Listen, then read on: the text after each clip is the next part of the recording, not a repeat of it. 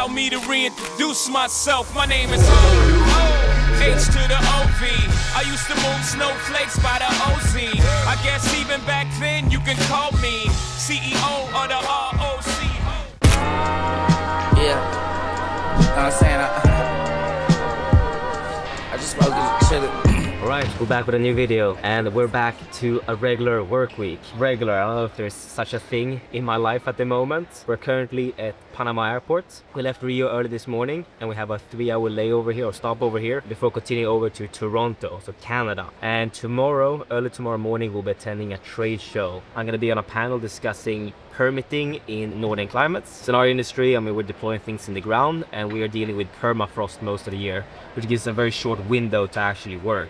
So it's super important we have all the right permitting ready by that time. So I'm gonna try to blow that problem out of proportion because we have some really nice features in our software to help address and plan for that. So I'm gonna prepare for my speech tomorrow. I think we have another hour or so before we get aboard our plane, and I'll bring you guys with me tomorrow for the show. Hey, yeah, pull up with a thing or two. Yeah, you know what I came to do. Slide down the avenue. Yeah, did what I had to do. I'm sitting here playing with ChatGPT 5 that's been released pretty recently, and I really believe that 2025 is gonna be the year where we see the next big wave of SaaS B2B companies. AI has gone from being just a buzzword that people is throwing around to being something that is actually usable. I mean, GPT-5 is a magnitude better than GPT-4, and it's going to continue an exponential curve. GPT-6 is going to be magnitude better than GPT-5, and you can now use it in actual practical workflows.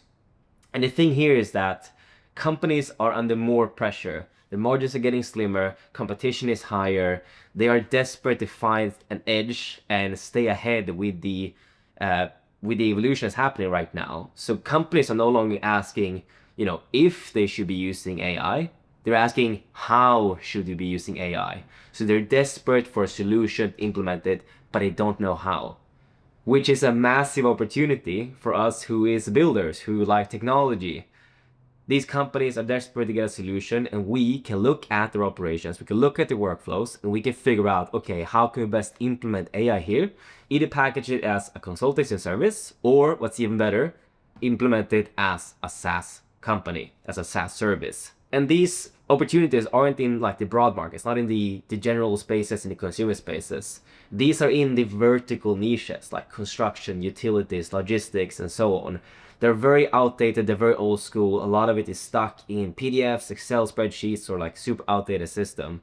So the opportunities here are just massive for us. The demand is there, the technology is ready, and the pain points are super obvious.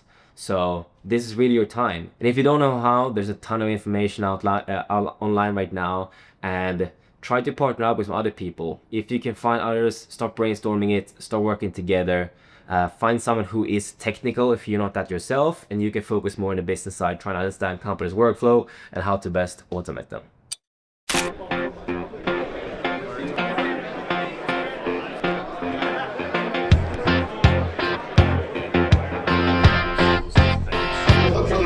I've been in the space for 10 years now already.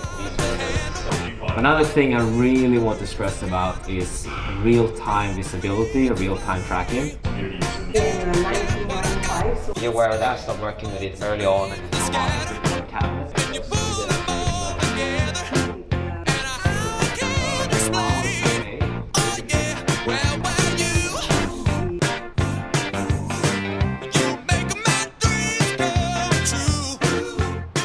Alright, it's the day after. It's a short one-day event. We haven't really done much in Canada before, so it's a great place to just try it out, see the market, talk to some vendors. And it seems like it's a fairly small market. I mean, geographically, it's a massive country, but in terms of business, it's about the size of California, which isn't bad, but for us to invest our energy, is it worth it? Not quite sure. But anyway, I tried to do all the follow-ups on the leads that we got done as soon as possible.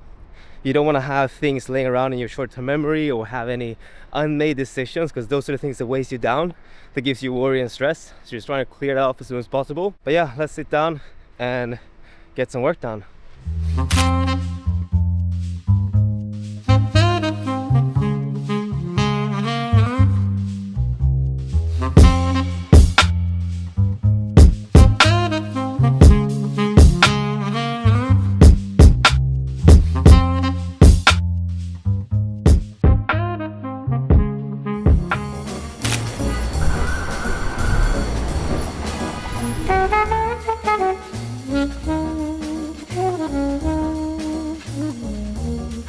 So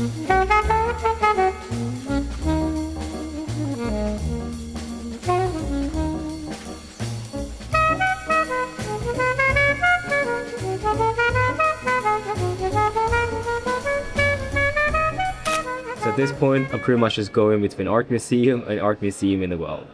Not a bad life. I really enjoy design, art, and architecture, but something that I've noticed is that it isn't as much about the art. For me, I mostly enjoy the actual museum, the building where the art is presented. And I think this is just a marketing 101 class. You see, it isn't as much about the art, it's how the art is presented.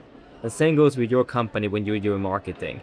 It isn't as much about your company or your service, it's about how you present your service to the market. How do you make it look more valuable than it actually is? Anyway, it's almost 7 o'clock. I've wrapped up my last couple of meetings. Most of the demos today is held by my sales team, but I try to do a couple of them myself to make sure I have a tight check on the pulse of the company and the market and understand what our customers are looking or potential customers are looking for. But the last call I had was actually with one of my friends who is in the VC space and also thinking about building an AI-powered SaaS company. And you need those calls, you need those friends where you can just jump on, brainstorm ideas, use as a sounding board to progress in whatever, problems that you have in your company. That is one of the reasons why I put it together, the community I've been talking about, the SaaS cartel, is to bring together people in the SaaS spaces, either thinking about building products, currently building products, or like scaling SaaS companies. So I really want it to be a space where you can come together, you can find someone on the same level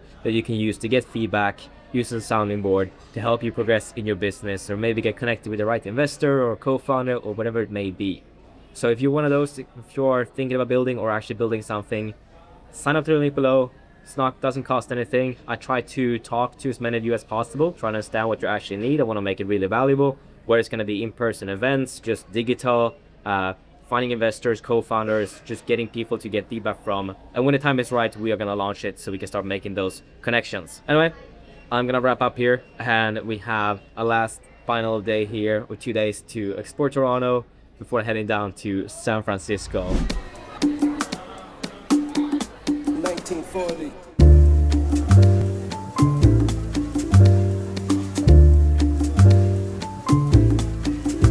Bro, you're leaving me. We're transforming. Why is that? First of all, we're becoming white influencer chicks with matcha lattes and We chai decided to lattes stop and with whatever. caffeine intakes. Exactly. And we're just turning it to basic white chicks instead. And I'm flying to Dubai tonight. What do you mean? Don't you want to travel around once a week? I miss it, man. Just having a place, getting back to your routine, your gym, your bed, your fucking meal prep. So does this mean that the vlog is not going to have any funny moments No anymore? more funny moments, unfortunately. Until next time. We got new marketing funnels that's actually working. Because the interesting thing, we've tried doing Meta ads and LinkedIn ads, whatever. I haven't really had any success.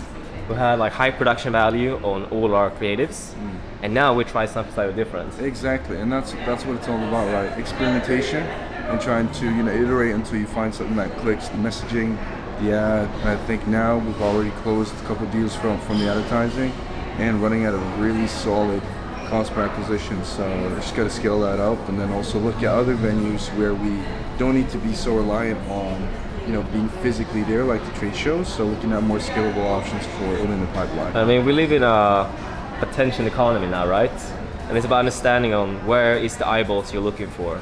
And I think we were going for LinkedIn a little bit too heavily, but like in our case, going for construction companies, these guys are still on Facebook, right? And I think a big thing, we changed to UGC, user-generated content, Right.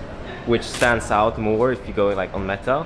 And we've essentially been able to cut our average cost per lead in 10. So I think the average cost per lead now is $40, which is insane for our audience. Yeah, so the question is how far can we scale it?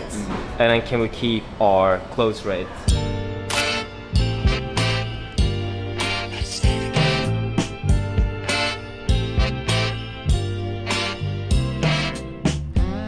We have arrived in no other than San Francisco. If you're working in tech, you know that SF is the place to be. There is no other place in the world that produces more unicorn startups than here. There is no other place where there is as much talent, knowledge, and capital about tech as this place. And there is no other place that does as much progress in the AI space as right here. When you're coming in from the airport, you're going down by the highway, every single billboard that you see is all, startups marketing AI services to other startups, which is, I think saying everything about tech center this place is. So I'm super excited to be here, and I checked into yet another Airbnb, and you know how we roll by this time. Super cozy place, and what's even better, look at this view. We even have a glimpse of the entire Bay Area from here. And what's best, I have 5 full weeks here. I haven't been in one location for that long time during the entire year. So it's gonna be super nice to just sit here, get some progress done. I'm gonna try to network and meet as much cool people in this space as possible. So if you're in the area, please hit me up and we can meet up. But I'm actually lying, I'm not gonna be here the full 5 weeks. I got some business stuff planned. And also on Sunday, I am going to, drumroll, Burning Man. For those of you who don't know what Burning Man is, it's not a festival. It's an event that is co-created by the participants for the participants. It's gonna be a lot of fun, but it also means that I'm gonna be away now from work for 7 to 9 days without any connectivity, any cell service. So always scary as an entrepreneur to do so. But luckily I have an amazing team now that allows me to do so. The company is fairly autonomous, so big shout out to the team. There's some last minute work I need to do to prepare everyone for that. I'm gonna sit down and work, also a couple of meetings. But I don't have any burner clothes, so join me and we'll head into town and see what we can thrift and pick up.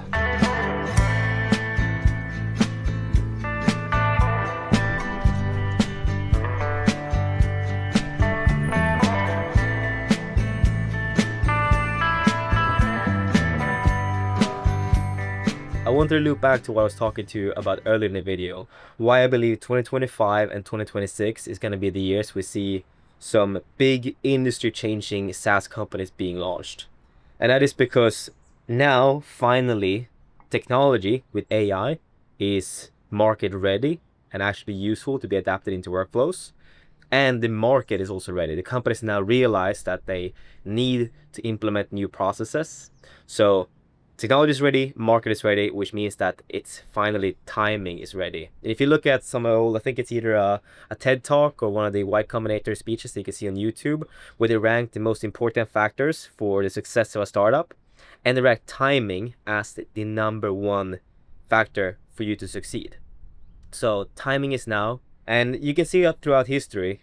It's not in the calm periods where the biggest companies arise. It is in these inflection points where the biggest companies has been launched, when market understands that need to adapt to a new technology or new solution. So if you want to get into the space, this is really the time. And like I said, during 2026, we're gonna see some industry defining, changing SaaS companies being launched. The big question is, who's gonna build them?